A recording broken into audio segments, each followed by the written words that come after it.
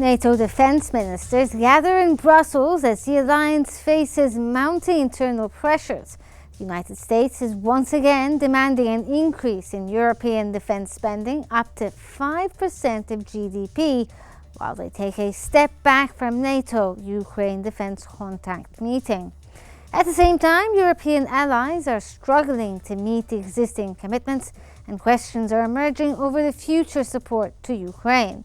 Can Europe meet Trump's steep demands without breaking apart the alliance? Is NATO still united in its support for Ukraine? And what does the escalating Russia-Ukraine war and rising global instability mean for the future of European defense? We're going to try to answer all these questions here on In Depth. Welcome to In Depth. I'm Rehan Morsi.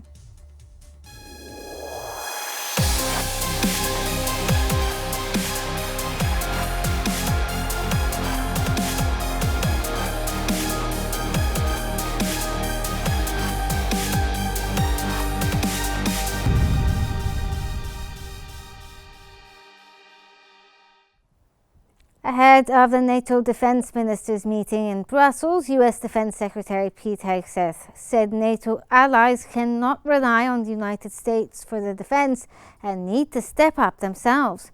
According to Politico, Hegseth emphasized that while the United States is committed to supporting the allies, NATO cannot depend solely on American military power. He stressed the importance of deterrence and peace through strength, but made clear that this strength must come from all members, not just the U.S.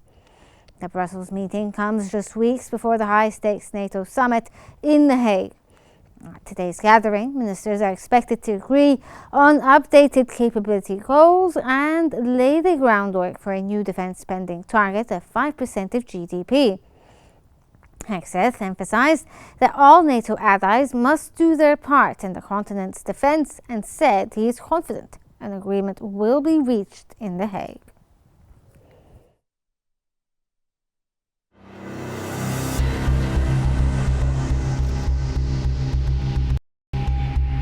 NATO defense ministers are convening in Brussels ahead of a critical summit later this month in The Hague. The key topic, a proposed overhaul of defense spending targets, potentially raising them from 2% to 5% of GDP. NATO Secretary General Mark Rutte called for a huge leap forward, highlighting air and missile defense, long-range weapons, and troop readiness as top priorities.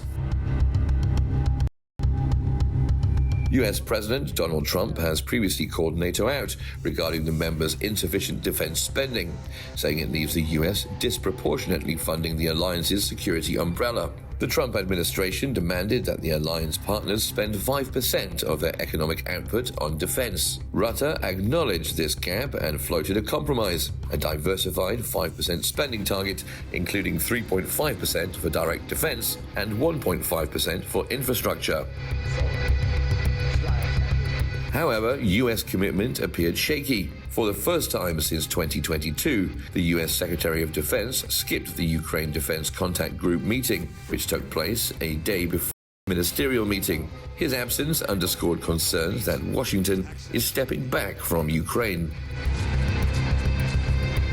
The push for higher spending comes as the Russia-Ukraine war is escalating amid a surprising Ukrainian attack on Russian airplanes. Against this backdrop, NATO's ability to remain cohesive may be under real pressure.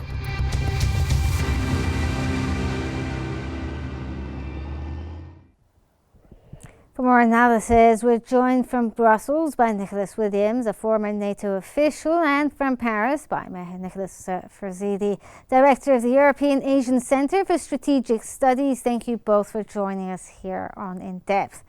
Let's start off with you, Mr. Williams. Mark Rutte described the Brussels meeting as a leap forward and said that the ministers will agree on an ambitious new set of capabilities to keep deterrence strong. What is the strategic significance of these NATO capability targets, and how prepared is really Europe to meet them? Well, first of all, good afternoon to you and good afternoon to my colleague in Paris. You said that the Secretary General said it was a leap forward. I think it's an edge forward. It follows a procedure which has been of long standing in NATO, in the alliance, of trying to plan for military capabilities, what the military capabilities of NATO might look like in the following 5 years, and to try to match that with resources.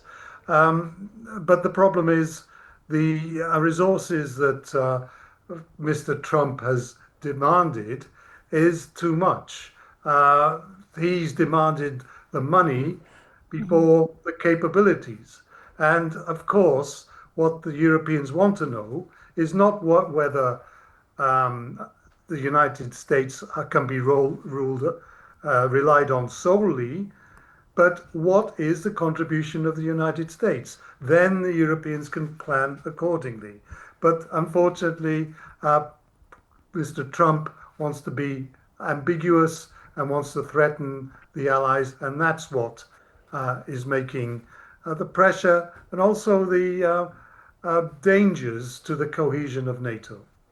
Okay, on that note, Mr. Frizzetti, the US Secretary of Defense, Pete Hegseth, had skipped the Ukraine contact group. This is part of also the ambiguous plan, I'm assuming. What message does this send to the NATO allies and to Russia? The main problem today is that, as Mao Zedong, or as Xu Enlai, to be precise, said about Soviet Russia and America in a very ironic way in the early 70s, and he was saying they sleep in the same bed, but they don't share the same dreams. And that's exactly the situation we have now between, Western European NATO member states, the big players, the big boys, and that would be essentially Germany, Britain, and France. What they say, what they do determines what the other, European NATO members do. And at any rate, the other European members are much smaller. So when we talk about NATO in Europe, it's essentially London, Berlin, and Paris, right? Mm-hmm. And today, their worldview is very different from the Trump White House. It wasn't the case 8 years ago in the first Trump administration, because let's not forget, 8 years ago, when Trump came to power, many important members of his cabinet were actually neoconservative, pro-NATO Republicans. Fast forward today, Trump has completely decimated the neoconservative pro-NATO wing of his party, the Republican Party. And what's fascinating today, who do we have in Brussels representing America? Pete Hegseth. So in essence, Pete Hegseth, he's an apostate. So he's a former neocon who stopped believing in NATO and neocon thinking, exactly like Marco Rubio. So the only surviving former neocons present today in the Trump administration are apostates who have abandoned publicly. So why do you think there was a shift in the mindset of the Trump, from today's Trump from his previous term? Yeah, because today these people are no longer neocons. But they are neo-realists, right? So his shift is due to his surrounding, the people around him, or is it just Trump? It's his thinking. So Trump was always a neo-realist, mm-hmm. but initially he wasn't able to completely impose his worldview on the Republican Party. Fast forward today, it's very different. He was able to completely transform the Republican Party, and he imposed his worldview. And his worldview, quite frankly, are indifferent or hostile to NATO. Mm-hmm. Why are America's neo-realists indifferent or hostile to NATO? Very simply because they focus on the Asia-Pacific area. They think that the Asia-Pacific area, China, are essential, that the techno-industrial race pitting Beijing against Washington is the main issue, and all other issues are secondary, right? Mm-hmm. And so that's why they have, quote-unquote, abandoned Ukraine, because to them, Ukraine and Central Europe are of no big strategic value in that big race against China. Yes. Russia for them is no longer a superpower, but they believe, the Americans believe, that Russia is an important pivot nation, and that's why they believe they need to have good relations with Russia to keep it neutral in that new Cold War pitting America against China. So to make a long story short, they have shifted to a completely new worldview. The Europeans, however, the French, the Brits, the Germans, are clinging desperately to the old worldview. One last point I want to make, that the defense ministers or the prime ministers in most of these countries, including Germany, Boris Pistorius, he's the social democrat.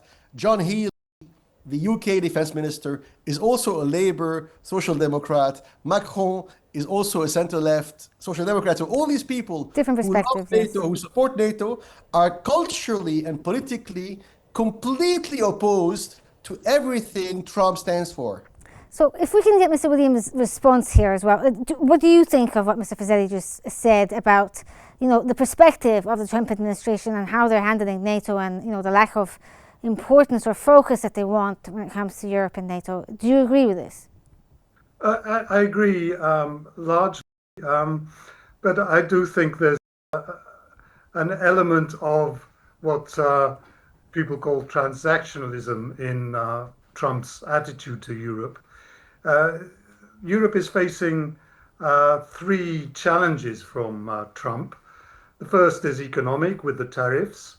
The second is security in terms of what strength will the transatlantic and what shape will the transatlantic link take for the future. And the third defense against Russia, primarily in Ukraine.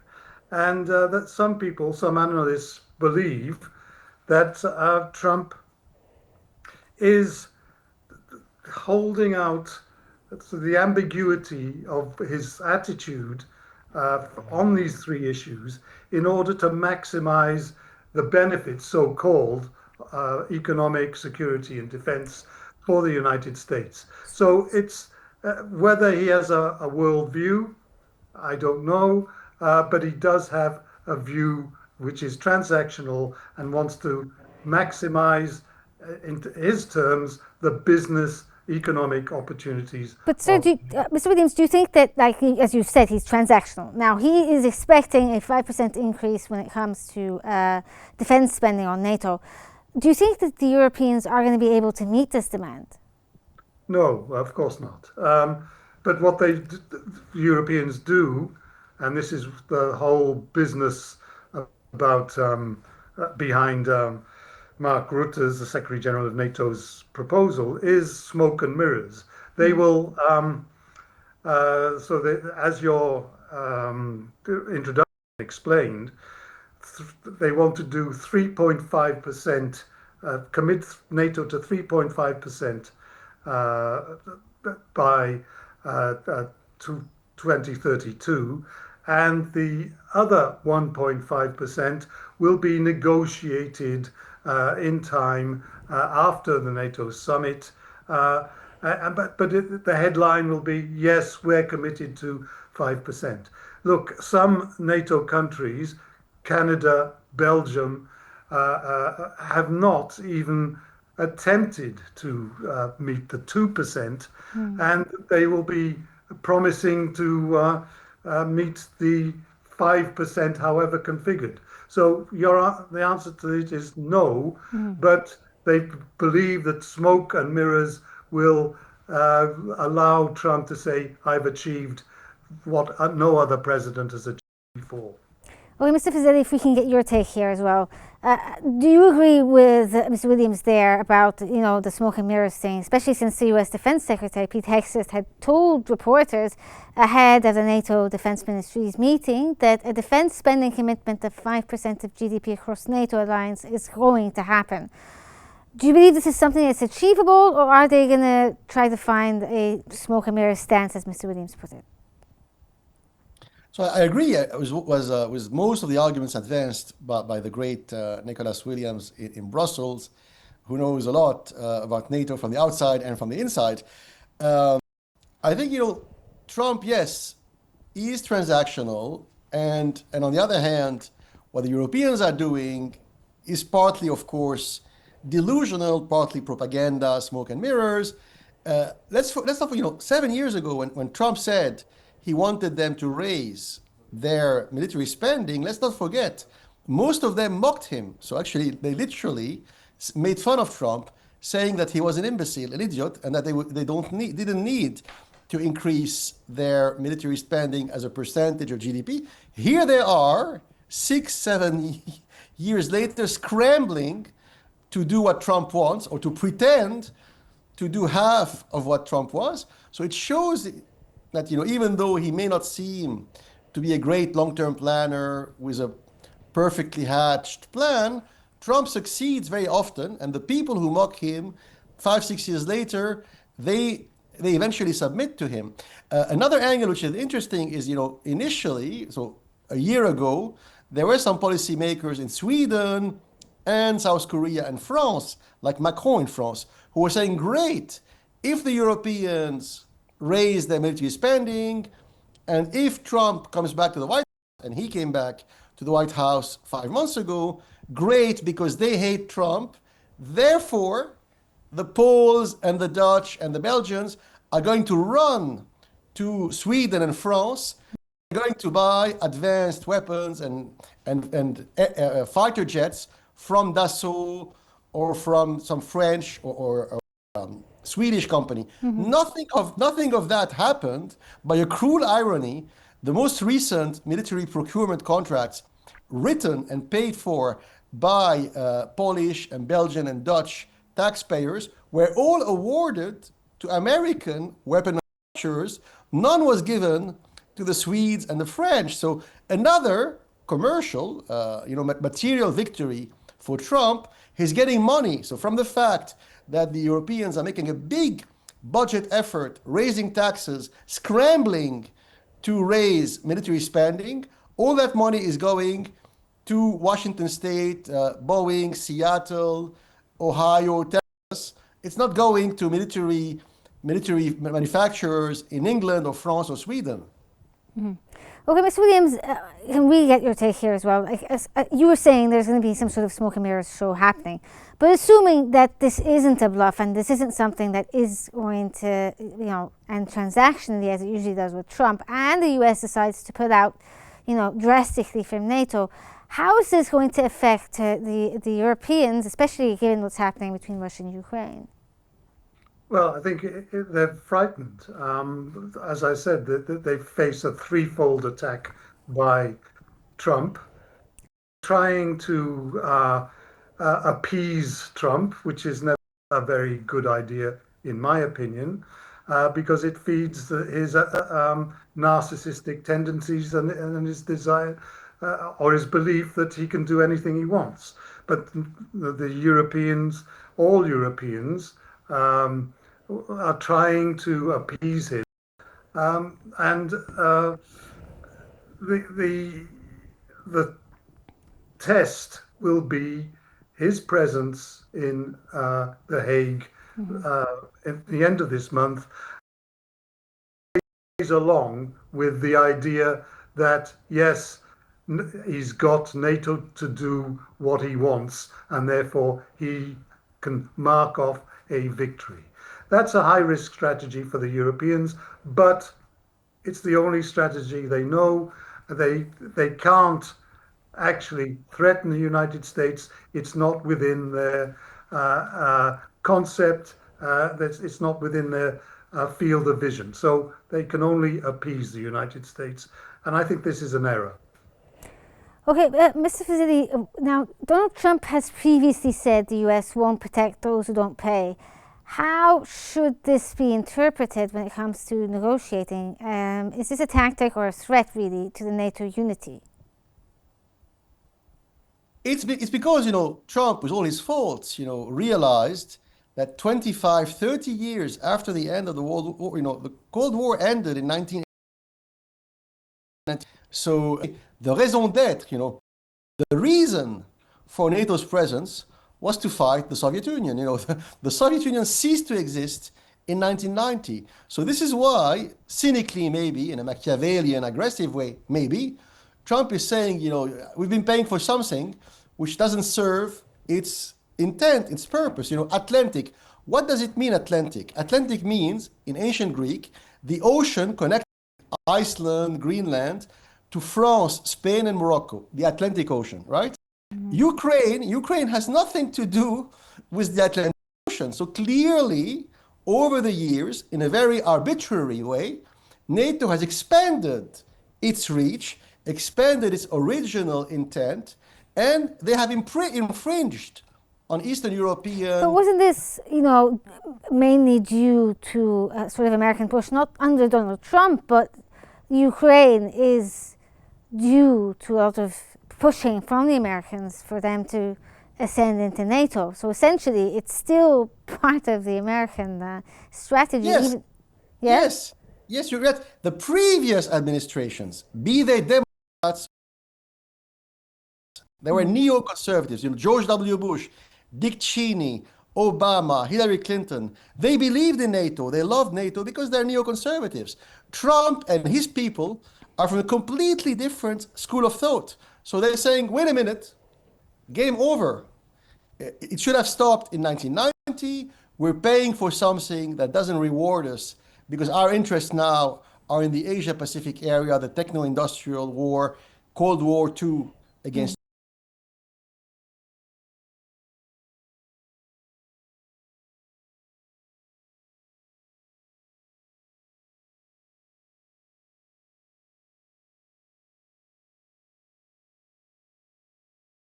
And all of a sudden, 5 months ago, enters the White House someone who's the complete opposite culturally, politically, ideologically to George Bush and Hillary Clinton and Joe Biden. So of course the Europeans are in shock. They're in a state of shock. Okay, Mr. Williams, Ukraine is invited to the upcoming summit in The Hague by the end of this month. Could this signal NATO's intentions to fast-track Kyiv's membership, despite Moscow's red lines and repeated warnings? And what does this mean for future negotiations or relations with the US, who has been pushing for a ceasefire there?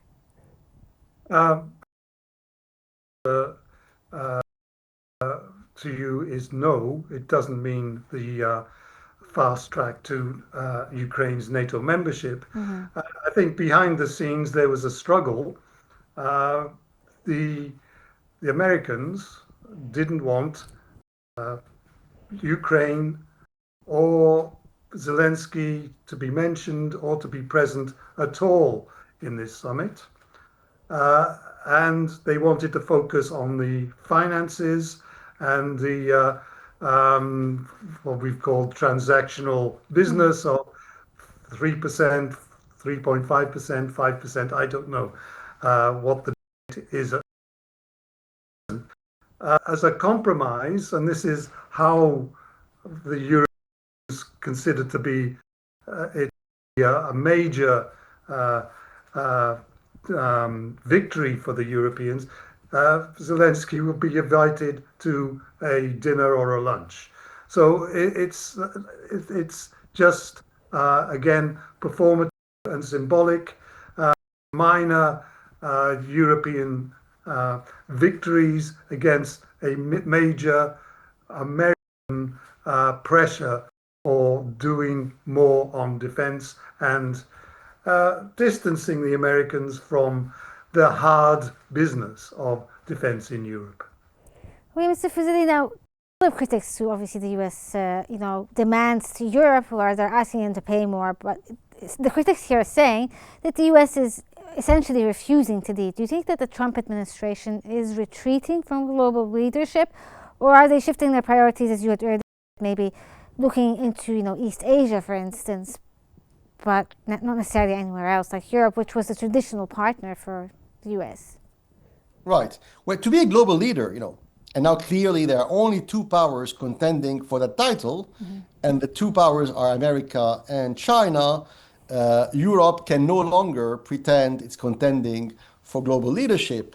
To be a global leader, or to try to be a global leader, what you need first and foremost, before weapons, before missiles, before nuclear shields, what you need is a strong economy. And this is exactly how China, which was a very poor country only 35 years ago, became a superpower. They focused on their industrial base, their macroeconomic growth. And only after 35 years of very strong industrial economic growth have the Chinese said, wait a minute, We're big, we're rich, we want to be a superpower. And this is precisely why Trump was elected. Trump was elected because voters in America, They want to make especially America great again. Yes. Oh, I'm sorry I had to cut you off there, but we're out of time. That was Mehed Nicholas Fazili, Director of the European Asian Centre for Strategic Studies, and Nicholas Williams, a former NATO official. Thank you both for joining us, and thank you for your insights. That brings us to the end of this episode of In Depth. Thank you for watching, and stay tuned for more updates here on Q News.